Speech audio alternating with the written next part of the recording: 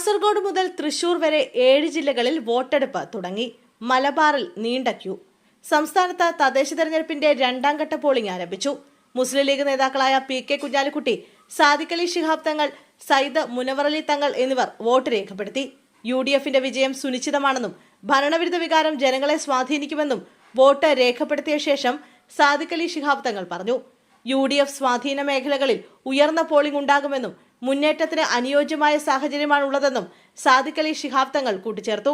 പാർലമെന്റിൽ കണ്ട അതേ ട്രെൻഡാണ് കാണാനാകുന്നതെന്നും ജനങ്ങളുടെ ജീവിതത്തെ ബാധിച്ച ഭരണമാണിതെന്നും PK കുഞ്ഞാലിക്കുട്ടി പറഞ്ഞു. കോർപ്പറേഷനിൽ UDFന് പ്രതീക്ഷക്കുറവുകളില്ല.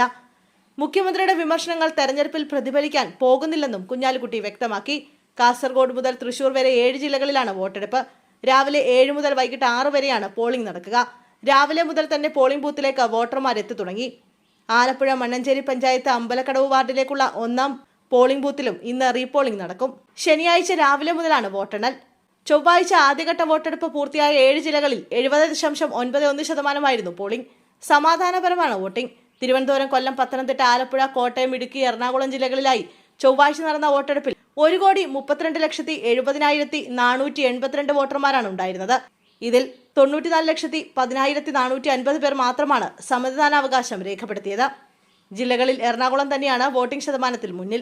74.57% പേർ ഇവിടെ വോട്ട് രേഖപ്പെടുത്തി.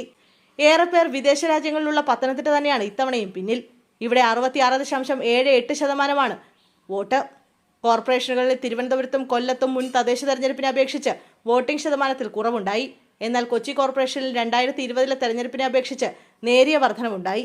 13-നാണ് വോട്ടെണ്ണൽ.